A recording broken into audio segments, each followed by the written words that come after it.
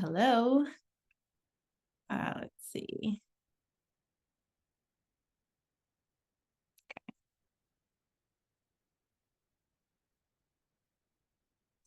All right. Excited to get started. Welcome everyone who's coming in. We'll just give it a couple more minutes to give folks more time to trickle in, and then we will get started. Hope everyone is having a fantastic Wednesday. Let's see. Oops.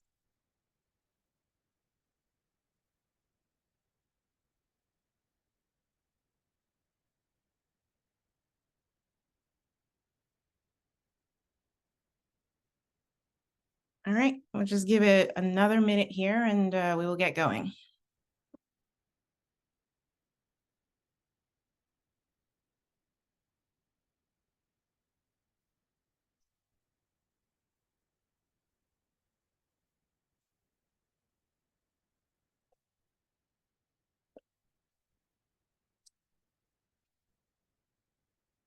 All right, let us jump right in. Hey everyone, I'm super excited to be here, and thank you to She Can Code for the opportunity to share about keeping mid-career women in tech. This is a topic that is near and dear to my heart, and I can't wait to share what it is that I have for you today.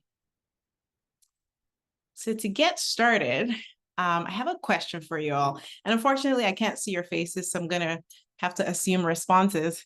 But have you heard the saying that people don't quit companies, they quit managers?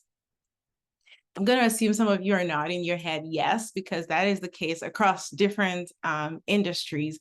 And, originally when we had planned this webinar months ago, I was going to talk about the V.O.I.C.E framework, but as I was doing more research for it, I realized that we might actually have a big problem with management that we don't typically talk about. And so I'm pivoting a little bit, and I'll be talking about managers and why the saying that people don't quit companies, they quit managers, why that matters for retaining mid-career women in tech. So just journey along with me, and I believe that you would learn something new today. So just a little bit about me for those of you who don't know me. I like to give my bio in story form. I'm originally from Nigeria. I came to the US in 2010, and tech has always been a huge part of my life. I was born and raised in an area where there was a lot of religious violence, and I taught myself how to code as a way to escape some of the violence that was going on. And so tech for me has always been big. It's been an escape. It's been something that's very important to me. So coming to the US, I got a scholarship, and then I went on to work in the industry. I worked for a couple of startups, and then I worked for Microsoft, and then a couple of other companies after that.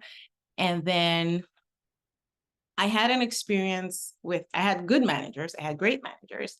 I had managers who made me feel like I belonged on the team. I had managers who helped me to see what I could become in the future. I had managers who were amazing, but I had one manager that was not so great. He was an incredibly, incredibly smart man, but when it came to being a manager, he was just not the best leader. And unfortunately, that experience caused me to start to think, what else can I do outside corporate America? And so it was that interaction that caused me to decide to leave corporate tech and go start my own business, because I felt like I could do it better. I could be a better leader. And so I left. I started my own business. My business is called Code Wiz. We teach coding and robotics to kids. And I went from being a high performer in the corporate world, high individual performer, to managing a team over the span of 3 months. And I realized, okay, this is tough. This is not easy. The assumption that you can be a high-performing individual and that immediately translates to be a high-performing manager is false, and I experienced that. So I have a lot of empathy for first-time managers. I have a lot of empathy for people on the other side of leadership. And so, being very passionate about keeping women in tech, I have now dove into leadership development and trying to figure out how can we make better managers, which will make better organizations, which would help with retaining women, and not just women, both women and men in tech. And I'll explain all of that in a little bit. So that's enough about me. Let's dive right into the topic. So I first of all want to just start with the status quo. What are we seeing right now in the industry? What is the data telling us? So the first piece of data that I want to share is this amazing, startling statistic that 60% of managers fail within the first 2 years.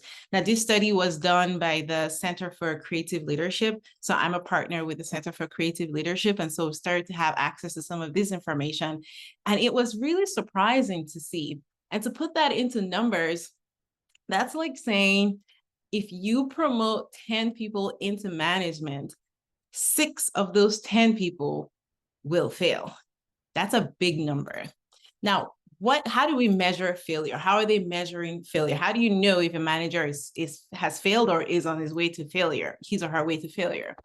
They would be experiencing high turnover rates on their team. There would be poor team performance. There would be low employee engagement, negative feedback from direct reports, lack of personal development in the team members because the manager themselves were probably not, there was no investment in developing the manager, so they don't know how to develop their teams. So that's one statistic. Now, the second statistic that was also very startling and very worrisome is that 50% of women leave tech by the age of 35. That's another big number. There's so much work right now being done, and this is part of the work that I do at Code Wiz too, is to get more girls interested in STEM. We do a lot of work to fill that pipeline, and it seems to be working. But it seems like we get the girls into the pipeline and then they get into corporate America, and that's where the leak just starts to happen. 50% of women are leaving. I started a podcast recently for women leaders in tech, and a lot of the people that I was speaking with were validating these numbers. Either their friends left before they were at the age of 35, or they are thinking about leaving, and they're also around the age of 35. Now, what are some of the common reasons that that women choose to leave the tech world? Lack of advancement. There are no clear paths to leadership. They face stalled career progression and they just decide to exit. There's cultural barriers. They're struggling with male-dominated cultures that are not inclusive. There's work-life balance issues, which has been talked about a lot. There's a lack of mentorship and lack of sponsorship, which has been talked about quite a bit. And so when I was looking at these two statistics, I felt like these statistics are interrelated because we know, going back to my very first question, that there's the general sentiment is that people quit managers, not companies. And so if we're seeing such high failure rates with new managers, and we're seeing such high exit rates with women in tech, how do these two statistics interrelate? Now, we know that poor management practices increase turnover, and this disproportionately affects women in tech.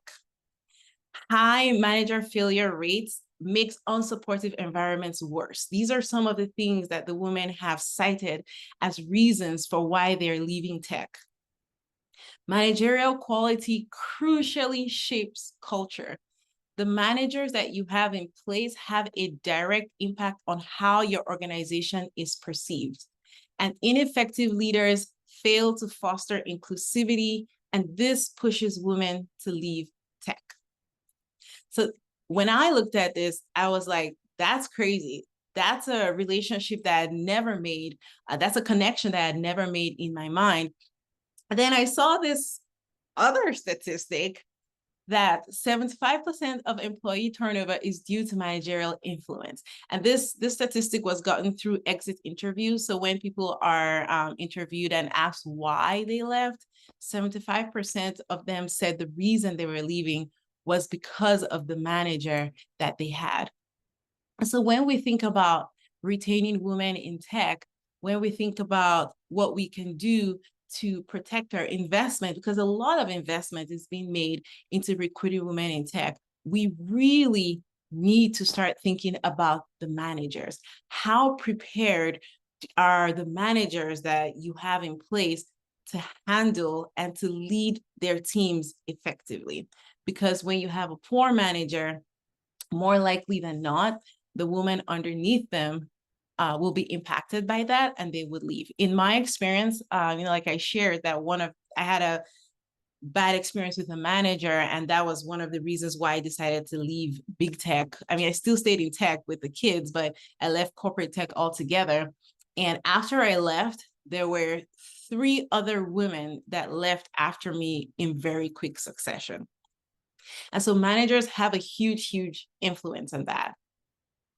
Now, just being a business person now, I always like to think about what other impacts does employee turnover have on the organization? Like, we know just from a cultural and a brand perspective that it's great to have diversity in your organization, but what are the hard costs and what are the quantifiable things what are quantifiable impact?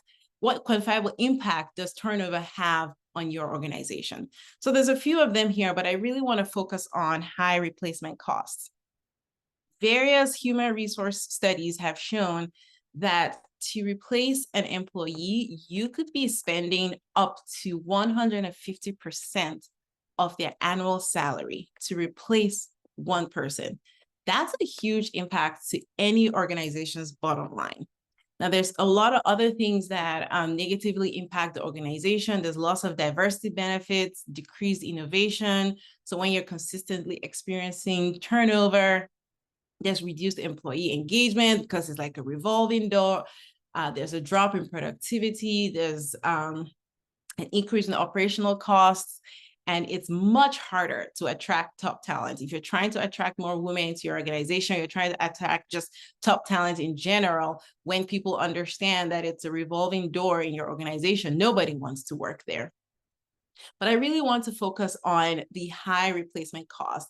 I know we say it's up to 150%, but what does that mean in actual tangible terms?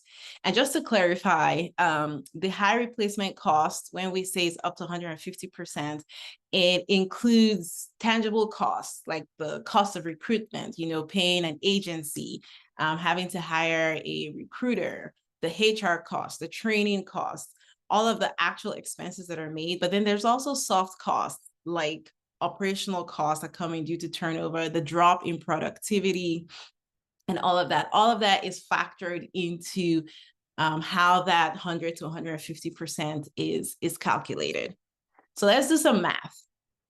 So if you're an organization and you've done an amazing job and you've hired 20 women in your organization, and I say 20 women because I'm leveraging the statistic that 50% of women leave before they're 35. So you do an awesome job, you hire 20 women, and then you lose 10. So to replace those 10, you could be spending upwards of $1.5 million. Now, how did I arrive at $1.5 million? I assumed that the average salary is 150,000 US dollars.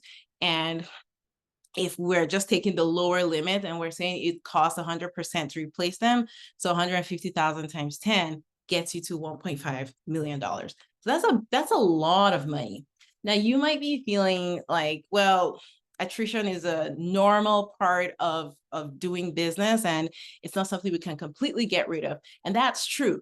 But if you could increase your overall retention rate from 50% to 70%, you could be saving up to $600,000. So if rather than losing 10 women, if you lose only 6, which ideally we would not be losing even the 6, but if you increase that, if you worked on your retention and you you lost only 6 and you were able to retain 4 more, you would be saving your organization $600,000. Now, regardless of how large an organization is, $600,000 is a lot of money when it comes to an organization's P&L. So thinking about it, the impact of turnover is not just, oh, it's more work for the team. Oh man, now we have to start recruiting. There's an actual hard cost to turnover. There's an actual hard cost to losing people. So now that we understand that, now that we understand that managers have a direct impact on retention, and retention or lack of retention has a direct impact on an organization's bottom line, let's talk about why managers fail, because clearly they're important, but 60% of them failing, that seems really, really high. Now, why do they fail? The number one reason, and this is what I experienced with my manager, this is what I experienced as I moved up from being an individual to a high performing, to a leader, I'm sorry.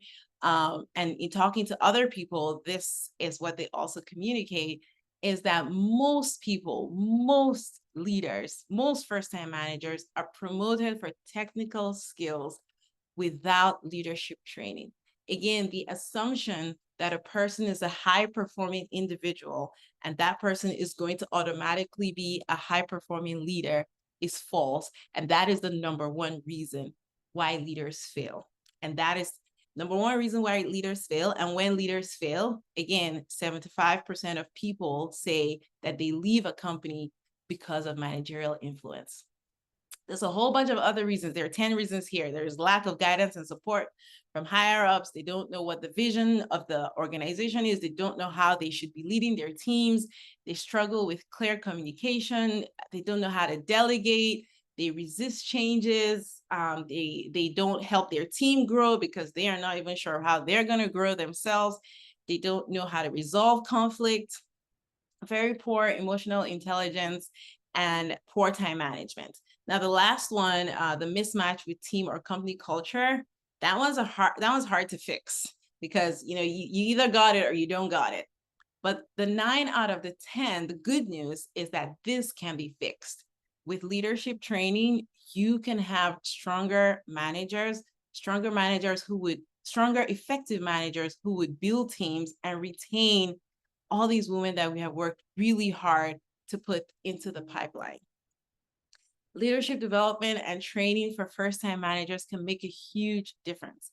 And I really emphasize first-time managers because in my experience, I have found that when you have entry-level talent coming in, 9 times out of 10, the manager that they're going to be working with would be a first-time manager, somebody who's worked his or her way through the ranks from, software development engineer to engineer 2 to engineer 3 to senior, and then is now a manager. So the entry-level talent, again, more likely than not, would be having this first-time manager as their manager. And first impressions matter. First impressions matter. You never forget your first, like they say, right? And having these young ladies, these young impressionable ladies, or again, this applies to not just women, but women and men, come in and have an experience with a poor manager really sets the tone for the rest of their career. Some people experience poor management and just, take themselves out of the pipeline. And some people experience poor management and they decide that they're going to be managers and they're going to do a much better job. But most people internalize that negative experience. So leadership development and training for your first-time managers is critical in retaining all of these women that we are working really hard to put into the pipeline. So I wanted to just really quickly walk through a couple of case studies that organizations have run to show the impact of leadership development on retention. And then I will talk through just really quick strategies that you as an organization can implement to help your leaders become better and stronger leaders. Let me just quickly check how I'm doing on time. Okay, doing good. All right. So the first case study was run by the Corporate Leadership Council Research. It's a mouthful. And they found that effective management training can increase employee performance by up to 20%. So it was, and then it can improve employee retention by 19%.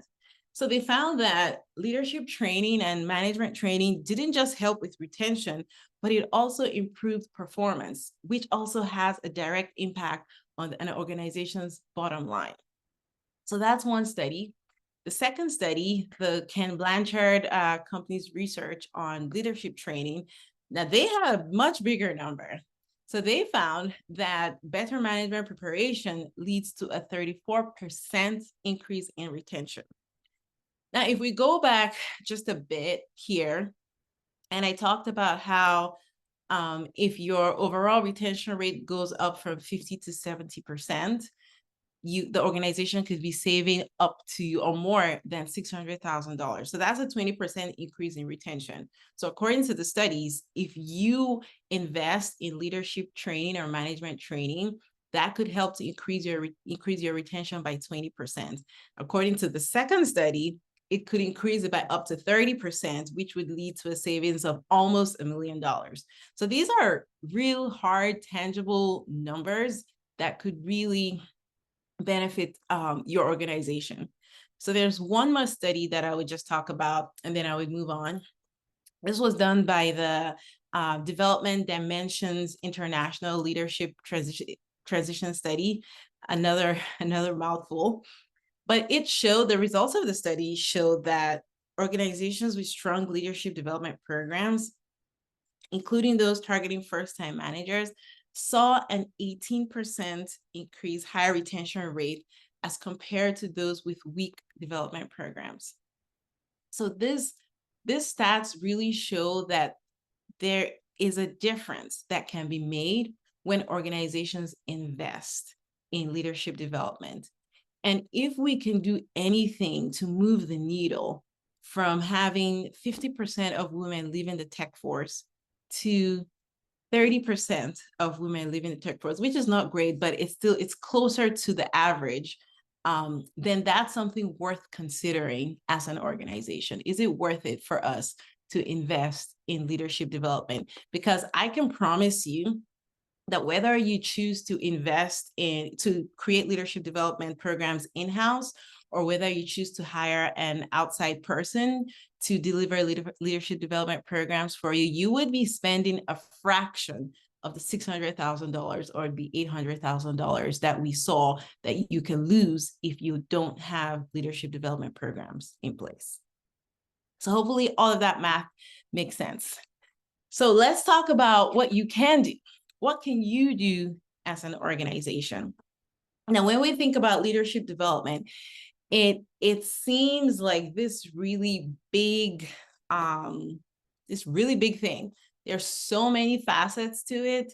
You know, do we teach them communication? Do we teach them priority management? Do we teach them conflict resolution? Do we teach them talent management? Do we teach them feedback? There's so many ways that you can approach this. But my recommendation to you, especially for your first-time managers, is to start with the foundation. So start with foundational leadership training. As we all know, if you build a house on a faulty foundation, that house will collapse. And so starting with the foundations can really set you and your organization and your teams up for success. Now, the 4 things, I can't remember if I mentioned that I am a partner with the Center for Creative Leadership. And so I am certified to deliver some of their programs. And the Center for Creative Leadership has been in existence for 50 years. And they have done studies and worked with various organizations across different industries, across different sectors around the world. And they have found that if you work on these 4 leadership concepts with your managers, you are setting them up to be an effective leader. So I'll walk you through what these 4 things are. So the very first thing is self-awareness. And self-awareness is understanding who you are as a leader, but not just that, understanding how you are perceived as a leader, because those are two different things. I might think I am super empathetic and super friendly, and my team might be perceiving me as someone who is indecisive because I'm always asking everyone what their opinion is, right? Not to say that either one is wrong, but the point is self-awareness is not just how you think about yourself, but also about how your team is perceiving you. So how can you create training to help your managers have self-awareness? Because when they have self-awareness of themselves, it also helps them to be aware of their team members around them. 2, learning agility. How can you teach your managers to have learning agility? How can you teach them to be able to adapt quickly to new challenges and learn from those challenges? Sometimes I find that people are so paralyzed by fear that they don't want to take a risk. They don't want to try something new because they have no idea whether what they're doing is right or wrong. And so they get stuck in this, I'm just going to do it the same way I've been doing it. And I'm not going to try something new, and I'm not going to open up my team to new experiences. So how can you design training that helps them to have learning agility, that they can adapt quickly to new challenges and take the learnings that they've gotten through those challenges and apply it to new challenges? Communication is a big one.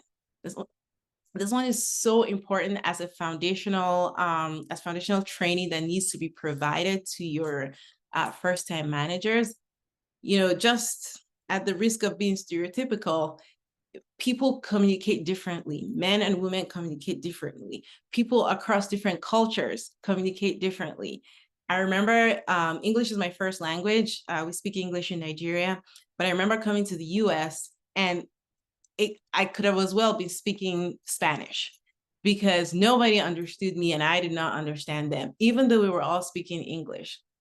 And so in the tech space, where you have a lot of different cultures represented, and then you have different genders represented, learning how to communicate is key. We cannot just assume that people know how to communicate. We have to teach people how to communicate. I'll actually give you a very specific example of what happened with me and why I decided that I was going to leave the tech world. So I was pregnant with my second child, and this was pre-COVID. And I approached my manager and I said, hey, my commute is really long. And, I really want to see if there's any opportunity for me to work at home twice a week. And he said, God bless him. Again, he was a great guy, super smart. Just management was just not, he was never taught to be a good manager. And he said, oh, I totally understand. Yeah, that makes sense. That's why my mom was a stay-at-home mom, because, she had to take care of the kids, and being pregnant and working was super hard. And even my wife too. Yeah, my wife was a stay-at-home mom just because, managing all of these things is hard. So yeah, I'll approve it. But yeah, I just wanted to know that, this is why, one of the reasons why it's challenging to be a woman in the workplace. I I I want to assume, I believe that he had really good intentions when he said that, when he communicated that to me. But what I heard was, this is not your place. You should not be here. Your place is at home. And yeah, I'm willing to accommodate, but I just want you to know what I think. That's what I heard. And so communication, learning how to communicate is key. So communication is not just speaking and hearing what the other person said, but ensuring that what the intention behind what you were saying was received by the hearer. And so it's learning how to communicate is it's a skill that has to be developed. And we wrongly assume that all managers can do this. And this is one of the reasons why we're losing a lot of women in tech, because their managers have very poor communication skills. Then the fourth thing that is foundational to leadership training that I highly encourage you to incorporate if you're thinking about a leadership training program is teaching your managers how to have influence with and without authority.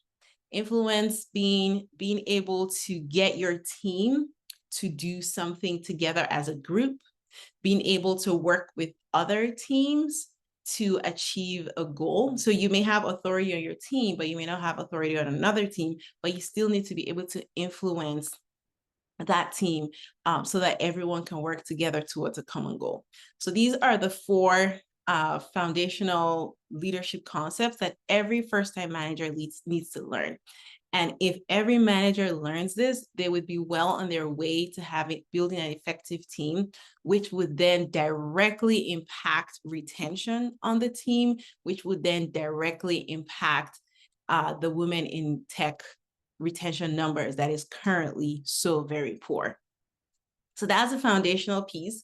And if you're thinking again about you're getting convinced that you do need to put foundational leadership in place, I then encourage you to take it one step further.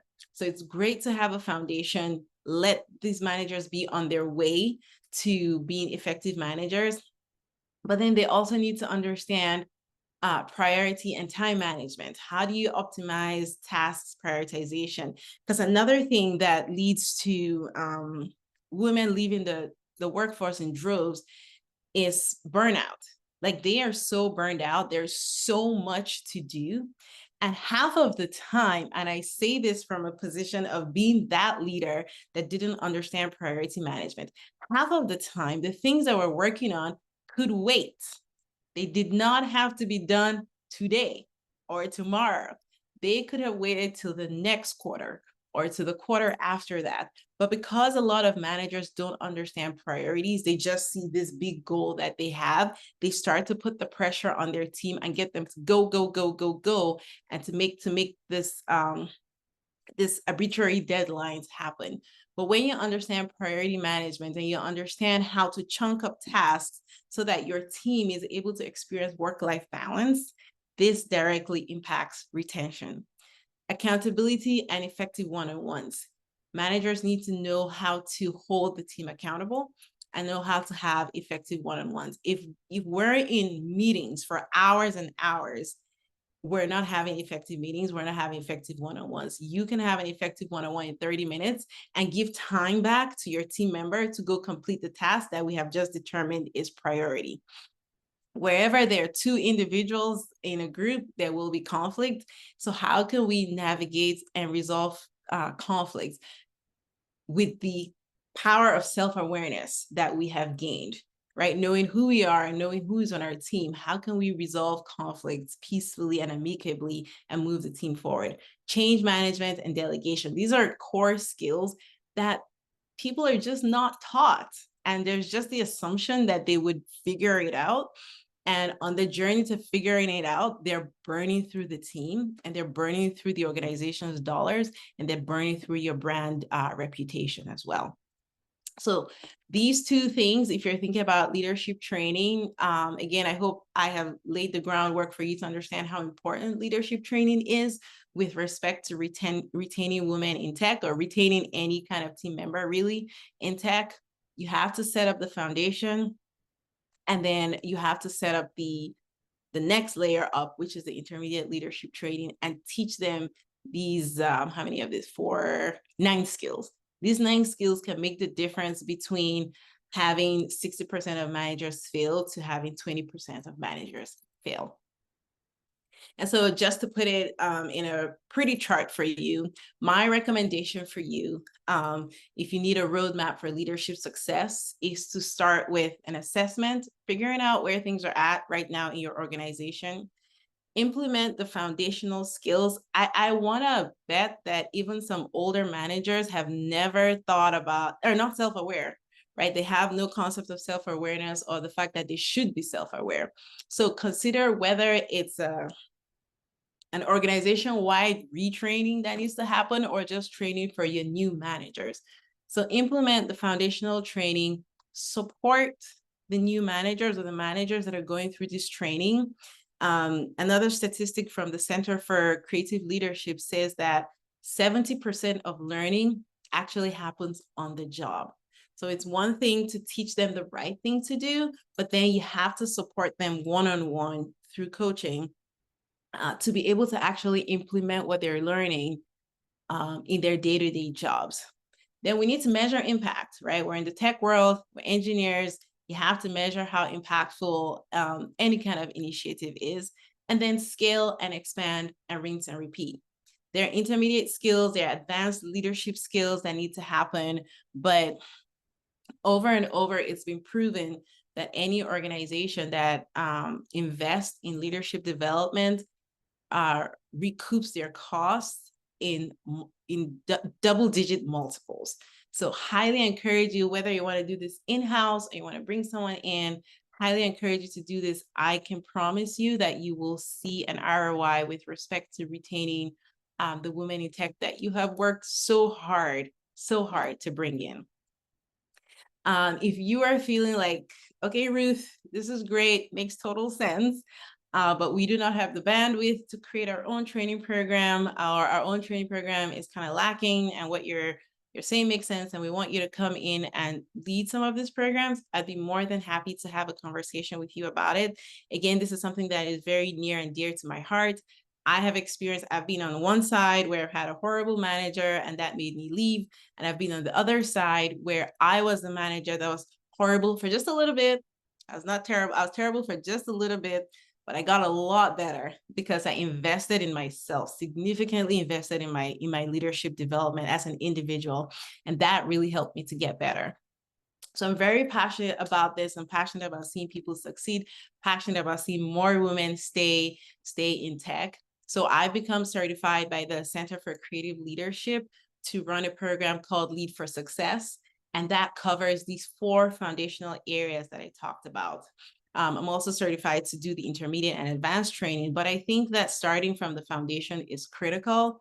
Again, the entry-level people that are coming in are having their first managerial experiences with a first-time manager, and having a first-time manager trained, you know, that manager will grow into a senior manager. That manager will become a manager of managers. And so again, the ROI on it is just, it's there.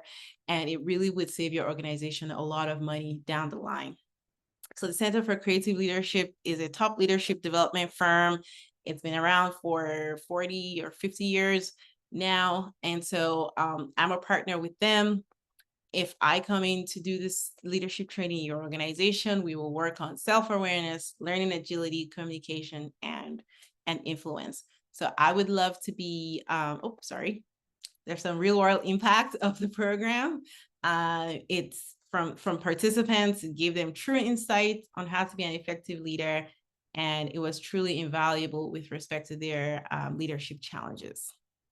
So I would love to have a conversation with you about your organization's specific needs and how I can support your goals.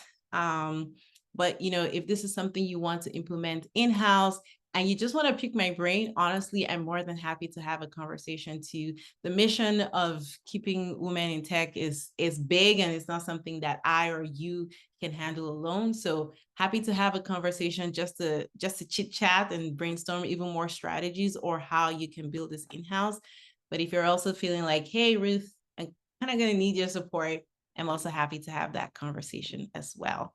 So please feel free to find me on LinkedIn. Just realized I did not put my LinkedIn QR code up here, but if you just search Ruth Agbaji, you'll find me on LinkedIn, and I would be more than happy to connect. So hopefully this was valuable to you, and hopefully you learned a few things. Again, managers make a huge difference with respect to our retention of women in tech. And I feel like that's one area that we really haven't focused on. And if we focus on that area, we're going to see a lot of return on our investment. All right, let me see. I don't think we have any questions. I cannot see the question bar.